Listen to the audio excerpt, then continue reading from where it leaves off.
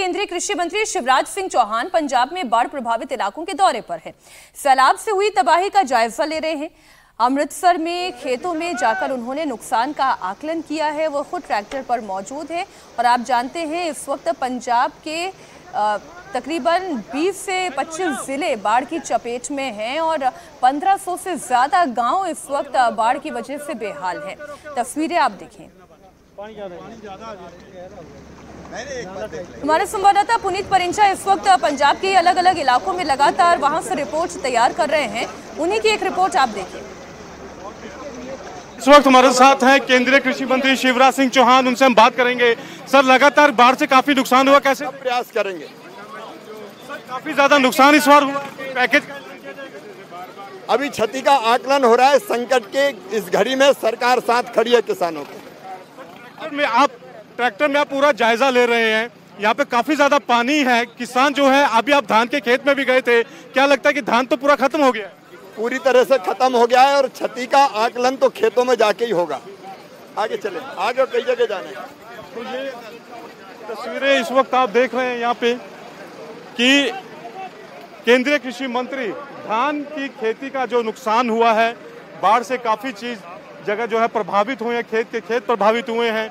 अब उनके लिए यहाँ पर मुआयना जो है वो किया जा रहा है। उनका कहना है कि नुकसान काफी ज्यादा है, इसीलिए वो यहाँ पर ये पूरा उसका मुआयना कर रहे हैं। धान के खेतों में गए। खड़े सर, पुनीत सर। हाँ जी, क्या हुआ? खेत में खड़े हुए हैं जोना के, धान के, और 26 तारीख से ये फसल डूबी हुई है। ऊपर जो बालें निकली है उनके दाने खत्म हो गए, नीचे जड़ें सड़ गई है और जहां हम खड़े हैं वहां खेत में भी सिल्ट जमा हो गई है। तो ये फसल तो बर्बाद हुई ही है। अगली फसल पे भी संकट है कि गेहूं कैसे बोएंगे। ये महासंकट की स्थिति है और देख के मन तकलीफ से और दर्द से भर रहा है।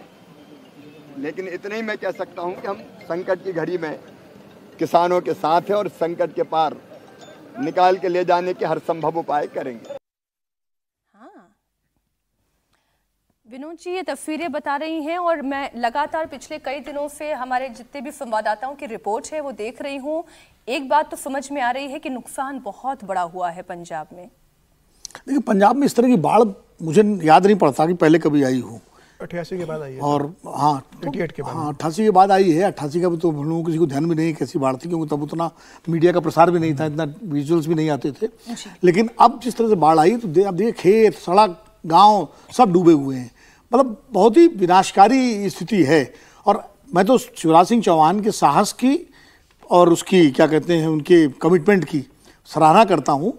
आमतौर पर नेता लोग, कृषि मंत्री, मुख्यमंत्री या प्रधानमंत्री या और जो मंत्री लोग हैं, वो हेलीकॉप्टर से सर्वे करते हैं। अधिकारी बता देते हैं कि ये इलाका डूबा हुआ है, तो एक आकलन मोटा मोटा लग जाता है। लेकिन वो खुद जाके किसानों के बीच में देख रहे हैं कि धान की बाली कैसे जो है बिगड़ गई है, कि ये फसल तो गई अगली भी नहीं होगी। तो ये चीजें बताती है कि शिवराज सिंह चौहान केंद्रीय मंत्री मुख्य और 20 साल 18 साल मुख्यमंत्री रहने के बाद भी जमीन से उसी तरह जुड़े हुए जैसे पहले जुड़े थे। और ये इस तरह के दृश्य अब देखने को कम मिलते हैं कि जब कोई नेता, केंद्रीय मंत्री जाकर के सीधे इस तरह बाढ़ में लोगों से इसको संबोधित करे। और मुझे लगता है कि मैं तो उनके इस प्रयास की सराहना करता हूँ। और बेहतर है कि पंजाब हमारा सीमावर्ती प्रांत है, सरकार आम आदमी पार्टी की है, केंद्र बीजेपी की है, राजनीतिक रिश्ते अपनी जगह हैं, लेकिन इस वक्त पंजाब के किसानों को केंद्रीय सहायता की जरूरत है। और अगर शिवराज सिंह चौहान आकलन करके केंद्र से उनको मदद दिलाते हैं तो स्वागत योग्य कदम होगा। ठीक, अब अगली खबर की तरफ आगे बढ़ते हैं। खबर अब अंतर्राष्ट्रीय है। अमेरिकी राष्ट्रपति डोनाल्ड ट्रंप ने पहली बार खुलकर रूस और उत्तर कोरिया पर अमेरिका के खिलाफ साजिश का आरोप लगाया है। ट्रंप ये आरोप तब लगा रहे हैं जब चीन द्वितीय विश्व युद्ध में जापान की हार और चीन की विजय का जश्न मना रहा था। इस दौरान शी जिनपिंग के साथ पुतिन और किम जोंग भी मौजूद थे। चीन के इस जश्न पर ट्रंप ने अपने सोशल मीडिया प्लेटफॉर्म पर पुतिन और किम जोंग उनके नाम का जिक्र करते हुए कहा कि आप अमेरिका के खिलाफ षड्यंत्र रच रहे हैं। लेकिन इस आक्रामक बयान में ट्रंप ने भारत के प्रधानमंत्री मोदी का नाम नहीं लिया। अब ऐसे भी थोड़े से मिजाज अलग दिखाई दे रहे हैं डोनाल्ड ट्रंप के। अब टैरिफ वाली वॉर और रशिया यूक्रेन वॉर और उसमें मोदी का रोल, मोदी वॉर, ऐसे कोई बातचीत नहीं हो रही है। अब ध्यान पूरी तरीके से शिफ्ट कहाँ हो गया है विजय जी, ये पूरा Kim Jong Un, Putin, Jinping, इन तीनों की तिकड़ी पर आ गया है। कल चाइना में विक्ट्री परेड में जो दिखाई दिए हैं तीनों के तीनों लोग, तो वो जाहिर है कि उससे उनका बीपी तो बढ़ा ही होगा ट्रंप साहब का, कि तीनों बड़े नेता, पावरफुल नेता वहाँ पर खड़े हुए हैं। और वैसे भी ट्रंप साहब का आजकल रोजाना बीपी हाई रहता है, कुछ ना कुछ बोलते रहे हैं, कुछ इनसिक्योरिटीज हैं। भारत ने भी जिस तरह से जवाब दिया उनकी टैरिफ का, उससे भी थोड़ा सा उनकी नाराजगी कुछ बड़ी भी है, कुछ कन्फ्यूजन भी है कि भाई किस तरह से जवाब दिया जा रहा है, क्या हो रहा है। भारत के रेफरेंस में अगर मैं बात करूं तो मुझे लगता है कि ये जो पेनल्टी वाला 25% है, ये अगले 2-1 महीने में विड्रॉ हो जाएगा, क्योंकि ट्रंप साहब विड्रॉ हो जाएगा, मुझे ऐसा लगता है वापस पुरानी प्लेटफॉर्म पर आ जाएगा। 25% पर आ जाएंगे, 50% है। कल पीयूष गोयल साहब को भी मैं सुन रहा था, वो हमारे कॉमर्स मिनिस्टर हैं, उनकी बातचीत से भी ये रेफरेंस मिल रहा है। और जिस तरह से भारत ने रेस्पॉन्ड किया है, बहुत लंबे समय तक अमेरिका इसको नहीं जस्टिफाई कर पाएगा, और कुछ ना कुछ एक क्या रास्ता निकलता है वो बिल्कुल ऐसा तो नहीं कहा जा सकता। और ट्रंप साहब तो किसी भी दिन कुछ बदल जाते हैं। लेकिन एक बात आप देखिए कि उन्होंने टैरिफ के बाद भी भारत की और प्रधानमंत्री की तारीफ लगातार की, बिल्कुल बराबर की है। तो इसलिए वो उस स्पेस को बनाए रखना चाहते हैं। और ये तीनों लोगों के साथ देखकर तो जाहिर है कि उनके लिए बड़ी परेशानी है। और उसमें भी महत्वपूर्ण ये है कि जिनपिंग के घर पर एक तरह से, वहाँ पर तो वो एक पूरी तरह से वर्ल्ड ऑर्डर बदलने के लिए, वर्ल्ड पावर का जो ऑर्डर बदलने की जैसी स्थिति दिखती है, तो ट्रंप साहब के लिए लगता है कि ये बड़ा चैलेंज है, तो उससे उनको बड़ा तकलीफ हुई होगी। और भारत भी वहाँ पर था, मतलब विक्ट्री परेड में नहीं था, लेकिन उससे पहले एससीओ की बैठक में था, तो एससीओ की समिट में था, उसमें भी जो चीन की बात भारत के साथ हुई है उसको लेकर भी, और वो तस्वीर भी आई थी पुतिन की और जिनपिंग की और प्रधानमंत्री की, तो वो भी तकलीफ देने वाली थी उनके लिए। लेकिन मुझे लगता है भारत के रिश्तों में जैसे बाढ़ का होता है ना, बाढ़ का पानी उतरने लगता है जी, तो वो पानी अब उतरने लगा है मेरे हिसाब से भारत और अमेरिका के रिश्तों में। मतलब थोड़ा टाइम लगेगा, लेकिन फिर भी मुझे लगता है कि हाँ, जल्दी, क्योंकि जिस तरीके के बयान उनके आ रहे, आपने एक तो बात सही कही कि प्रधानमंत्री मोदी की इन पर्सन उन्होंने तारीफ करना बंद नहीं किया। इनक्रेडिबल मैन, मुझे वो शब्द याद आ गया जो उन्होंने बोला था, टेरिफिक उन्होंने बोला, टेरिफिक।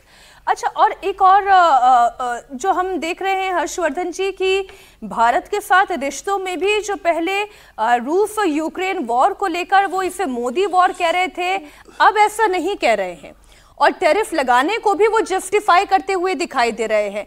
उसके पीछे कारण क्या यही ट्रायंगल की तस्वीर है जो उन्हें नर्वस कर रही है या इनसिक्योर कर रही है? नहीं, देखिए, ये जो ट्रायंगल है रशिया, इंडिया, चाइना का, ये तो उनको स्ट्रेटेजिकली बहुत नुकसान पहुंचाएगा।